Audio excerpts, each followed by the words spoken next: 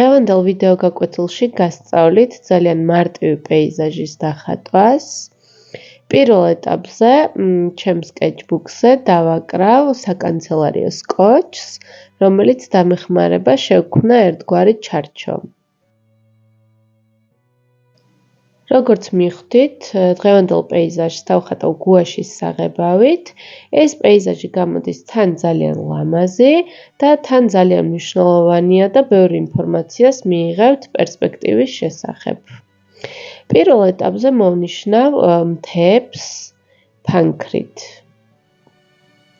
ესე იგი, მთები ჩვენთან ახლოს იქნება უფრო განიერი, ხოლო რაც უფრო შორს წავა, ნელ-ნელა უფრო დაპატარავდება, რითიც მივიღებთ სივრცის ეფექტს. მნიშვნელოვანია, რომ მთების ხატვის დროს არ გამოგივიდეთ ერთნაირი მთები, ყველაზე ხშირია ხოლმე, რომ რაღაცნაირად ერთმანეთზე მიმსგავსებული და ძალიან სიმეტრიული მთები გამოსდით ხოლმე, ამიტომ უკეთ ეცადეთ, რომ დაარღვიოთ ეს სიმეტრია. თუ შეატყვეთ, რომ მაინც ძალიან ერთნაირი მთები გამოგდით, გასწავლით ესეთ ხრიკს, რომელიც დაგეხმარებათ, შეგიძლიათ ფანქარი დაიჭიროთ მარცხენა ხელში, ვთქვათ, თუცა ცია ხართ საპირისპირო ხელში უკვე მარჯვენაში და უკვე მარცხენა ხელით ეცადოთ ამ მთების დახატვა და შედარებით უფრო ასიმეტრიული და ისეთი გამოგივათ უფრო ბუნებრივი და ძალიან დაგეხმარებათ მოკლედ ეს ხერხი. ეხლა დავასხავ პალიტრაზე ფერებს, დავასხი ლურჯი, მწვანე, შავი, თეთრი, ყვითელი და წითელი. ავიღებ ფუნჯს შედარებით პატარას და დავიწყებ დაფერვა. რა თქმა უნდა, აუცილებლად დაგჭირდებათ წყალი და ხელსახოცი, რომ პერიოდულად შევამშრალოთ ფუნჯი. ესე იგი, ახლა დავიწყოთ დაფერვა. მწვანეში შევურევ ოდნავ შავ ტონს. ფუნჯი აუცილებლად დაასვალეთ, სანამ დაიწყებთ ხოლმე ხატვას. და წინა ჩვენ მთას გავაკეთებ შედარებით მუქ ტონში, რადგან ჩვენთან არის ახლოს და უფრო მუქად გამოჩნდება და ნელ-ნელა უკვე ერთ-ერთი ტონით გავაღიავებ. შეგახსენებთ, რომ გუაშის ხატვის დროს მნიშვნელოვანია, რომ ეს გუაშის მასა არ იყოს არც ძალიან წყალწყალა და არც ძალიან მშრალი, რაღაცა კრემისებური მასა უნდა გქონდეთ და რბილად იხატებოდეს. თუ ატყობთ, რომ ფუნჯი რაღაცნაირად აღარ მიდის რბილად და ტოვებს რაღაც ადგილებს, ესე იგი, ოდნავ წყალი გაკლიათ, ასევე საღებავი გაკლიათ და პერიოდულად მოკლედ დაამატეთ ფუნჯს საღებავით და წყალით. მაგრამ ძალიან ბევრი წყალი არ მოგივიდეთ, თორემ გაგეთხაპნებათ, ამიტომ ამისთვის არის საჭირო, რომ ხელსახოცი გედოთ იქვე და პერიოდულად შეამშრალეთ ხოლმე. გადავედით მომდევნო მთაზე და სულ ოდნავ ვაღიავებ ტონს და ერთი ტონით ღიას ვაკეთებ მომდევნო მთას, რომ უკვე გამოირჩეოდეს ჩვენი პირველი მთისგან.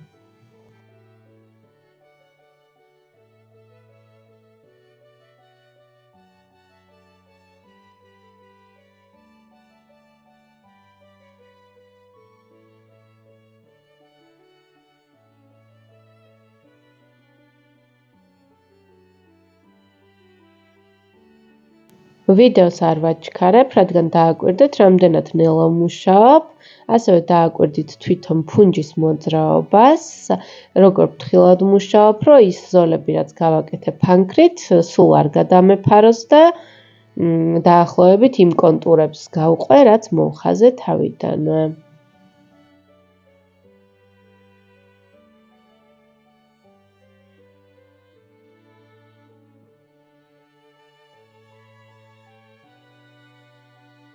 გადავედით მესამე მთაზე. პალიტრაზე დავამატე ოდნავ უხრა ტონი და კიდე ცოტა გავაღიავე ერთი ტონით ეს ჩვენი ფერი და როგორც ხედავთ, მესამე მთას უკვე შედარებით ცოტა უფრო ღია ტონით ვფერავ. აქვე გეტყვით, რომ გამოიწერეთ ჩემი არხი, თუ ჯერ კიდევ არ გამოგიწერიათ. ეს ჩემთვის ძალიან დიდი სტიმულია, ასევე მომწერეთ კომენტარებში რა გინდათ ხოლმე რომ დავხატო და ვეცდები, რომ ყველა სურვილი გავითვალისწინო. დაალაიქეთ ეს ვიდეო თუ მოგწონთ მოკეთ ყველანაირი თქვენი აქტიურობა ჩემთვის ძალიან მნიშვნელოვანია, ეს ძალიან დიდი სტიმულია და ასევე ძალიან ეხმარებით არხს, რომ განვითარდეს და მეც უფრო მეტი სტიმული მექნება, უფრო მეტი ვიდეოები ავტვირთა თქვენთვის.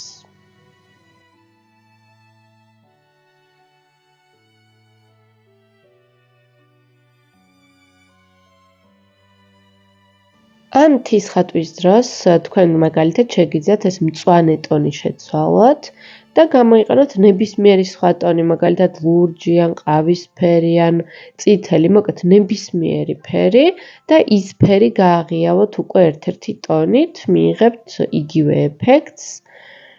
ანუ მთავარია, რომ აქ მთავარი ამოცანა ამ გაკვეთილში არის, რომ ისწავლოთ და იგრძნოთ სივრცე და როგორ შექმნათ ეს სივრცე, ეს დეტალებიც იცოდეთ.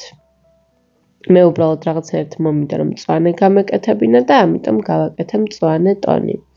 ეხლა როგორც ხედავთ, კიდე ერთი ტონით გავაღიავე მთა და ვფერა უკვე შედარებით ღია ტონით.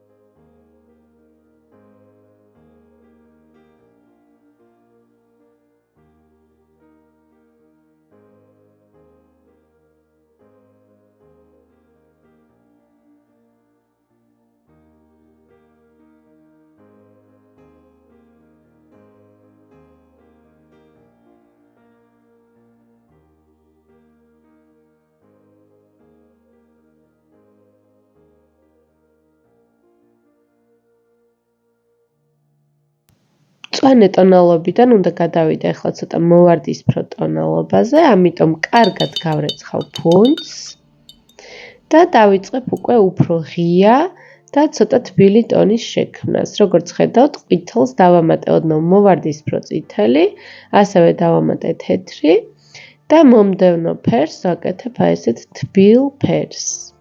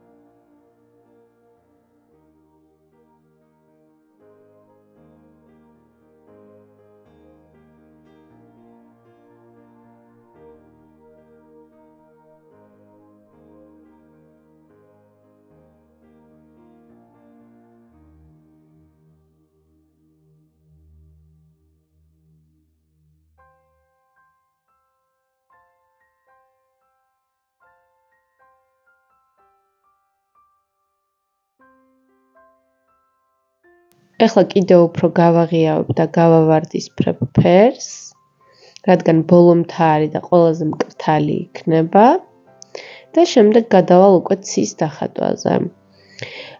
წვრილ დეტალებში მნიშვნელოვანია, რომ გამოიყენოთ შედარებით წვრილი ფუნჯი, რომ არ გადახვიდეთ კონტურებზე.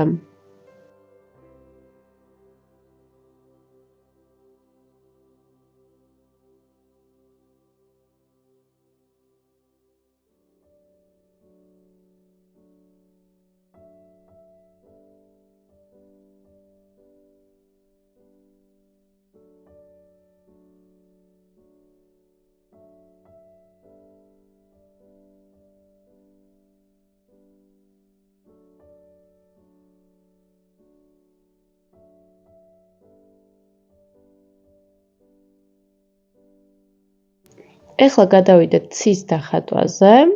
დაგვჭირდება უკვე ოთხკუთხედი ფუნჯი. თუ არ გაქვთ ოთხკუთხედი, არ არის პრობლემა, უბრალოდ სასურველია ხოლმე ფონისთვის, რომ გამოიყენოთ უფრო ბრტყელი ფუნჯი, უფრო კომფორტული და მარტივი გამოსაყენებელია. ავიღებ ახლა თბილ ტონს, ოხრას ურავოდნავ წითელს და თეთრს და ზემოთ გავაკეთებ ოდნავ უფრო მუქ ტონს და ქვემოთ ნელ-ნელა ჰორიზონტის ხაზისკენ გავაღიავებ. ვინც ჩემს ვიდეოებს ხშირად უყურებთ, ალბათ უკვე იცით, რატო ვაკეთებ ზემოთ უფრო მუქს და ქვემოთ ღიას, ამითი ვიღებთ უფრო მეტ სივრცეს. როგორც ხედავთ, ჰორიზონტის ხაზთან წვრილი ფუნჯით თითქმის თეთრი ტონი შემაქვს. ვცდილობ არ გადავფარო ის კონტურები, რაც გაკეთებული მაქვს მთისთვის. და შემდეგ ვეცდები უკვე წვრილი ფუნჯით ცისთვის განკუთვნილ ამ სტაფილოსფერ ფერში შევურიო ეს თეთრი ფერი, რომ უფრო რბილი და ჰაეროვანი გადასვლა მივიღო. გადაყვანისთვის შეგიძლიათ გამოიყენოთ უბრალოდ ცარიელი ფუნჯი, ოდნავ ვასვალებ წყლით და ესე რბილად ვცდილობ, რომ გადავიყვანო ორი ფერი ერთმანეთში.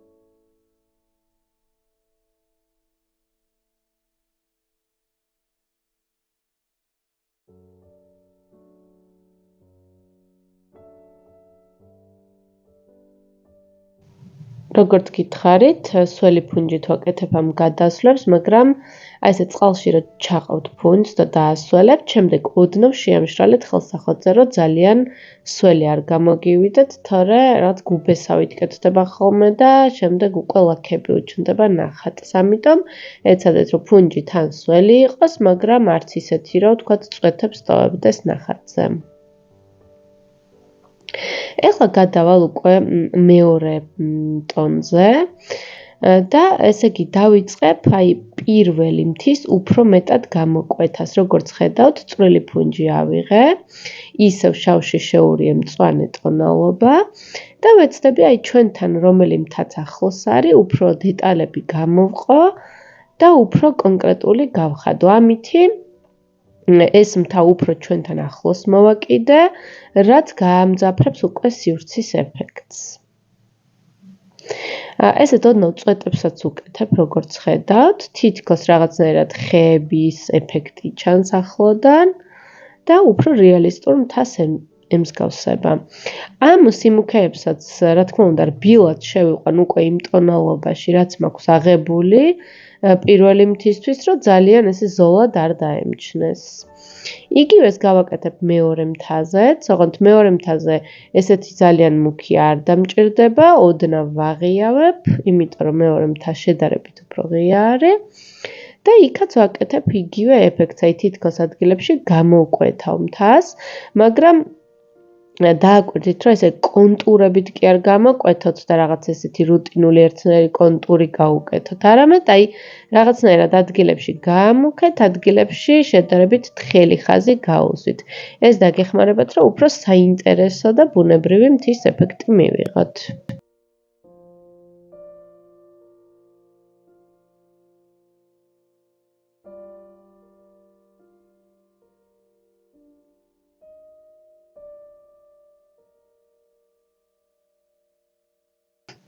როგორც ხედავთ, პერიოდულად ეს ტონალობები, კონტურები გადამყავს თვითონ იმ მთაში, რომ არ დაემჩნეს ძალიან უხეშ ზოლებად. ადგილებში გავაკეთებ ხა იგივე ეფექტს მესამე მთაზეც.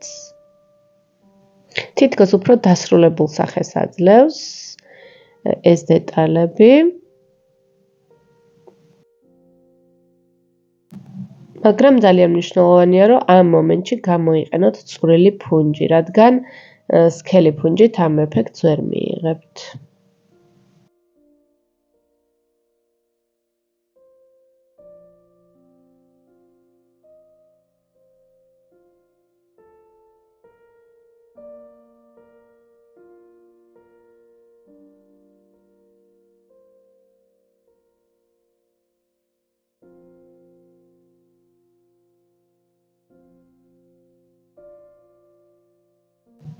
უკანა მთებსაც ოდნავ გავკრავ ადგილებში გამოკვეთვისთვის კონტურებს.